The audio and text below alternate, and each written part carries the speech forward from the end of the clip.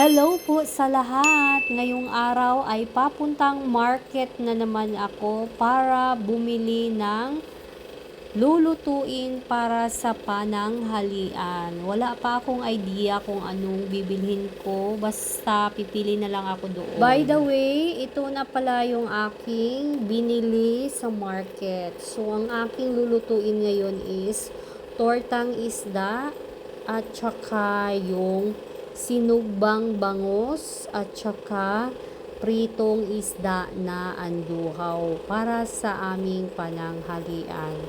So, bumili ako ng mantika, itlog, spring onions, tapos yung tortang isda. So, tortang isda is yung maliliit siya na isda.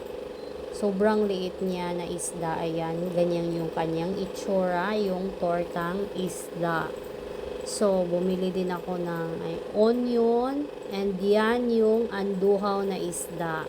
So, pwede yan pang prito, pwede din pang tinola, sinugba. So, yung sa akin is priprituhin ko and then the rest is sinugba kasama sa isang bangus na nabili ko. And yan, may kamatis pa. Kasi nga, sa isang bangus para sa sinugba, so sa ilalim ng tiyan ng bangus, lagyan ko siya ng mga panakot. Gaya ng kamatis, onion, at saka spring onions yung ilalagay ko sa loob ng bangus para sa sinugba.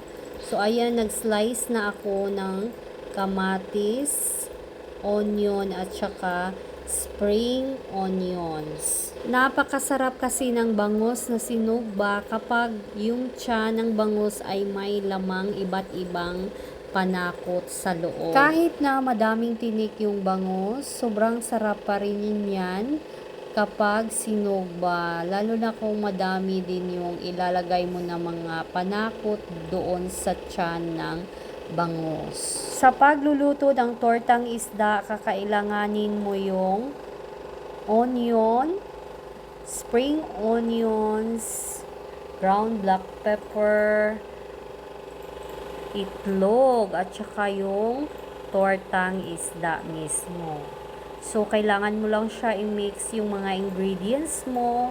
Tapos, lagyan ng asin, magic sarap, ganun lang siya kadali magluto ng tortang isda. So, masarap talaga yung tortang isda, lalo na kung mainit pa siya. Ayan na yung ating preparation sa tortang isda. So, yung nilagay ko dito na itlog is 3 pirasong itlog yung ginagamit ko dito. Ayan, so since nahiwa na natin yung ating mga panakot, yung mga lamas-lamas, kasi nga yung ibang panakot dyan para sa aking sinugba na bangus and the rest para sa tortang isda na rin. So ayan, inilagay ko na siya, tapos hinati ko lang yung aking mga panakot or yung tinatawag na ingredients. Ito na yung ating mixture sa ating tortang isda at yan, nilagyan ko pa siya ng ground black pepper para mawala yung lansa ng ating maliliit na isda. Magic sarap instead of bitsin. So, magic sarap kasi yung ginagamit ko. Konting magic sarap lang.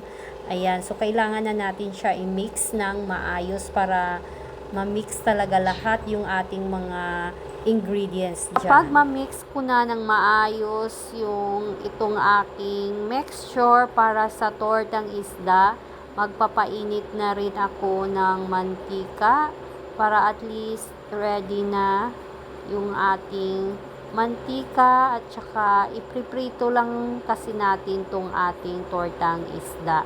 So, ito na yung aking isda. So, yung iba dito, prito. And then, yung iba naman, para sa sinugba. Ayan yung aking para sa sinugba.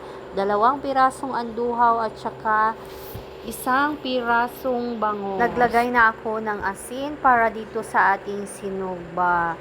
Tapos, itong bangus naman, lagyan din natin ng konting asin and yung mga panakot na hiniwa ko, mamaya ilalagay ko na siya sa ilalim nitong tiyan ng ating bangus. And yan.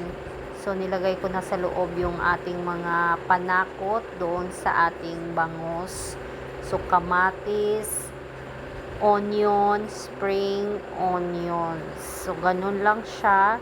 Tapos, after nito, ang bangus, kailangan ko siya itali yung kaniyang malapit dyan sa may butas para hindi mahulog naman yung mga panakot na nasa ilalim ng bangus, nasa tiyan ng bangus.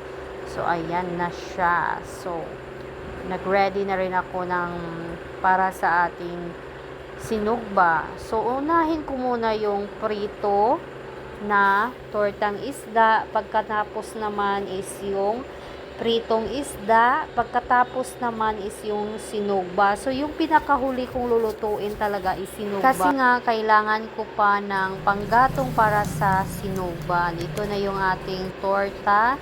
So, ready na talaga yung ating para sa sinugba, yung ating para sa torta. Umpisahan ko na ang pagluluto para sa tortang isda.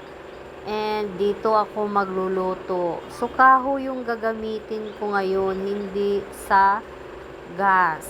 So, old type po tayo ngayon. Old type po yung ating pagluluto. Ayan. Ang daming kahoy na nalagay ko. Sobrang lakas ng ating apoy. Parang mapagod yung ating nilutong torta. So, ayan na yung ating torta. Ang sarap nga ng ating torta tingnan.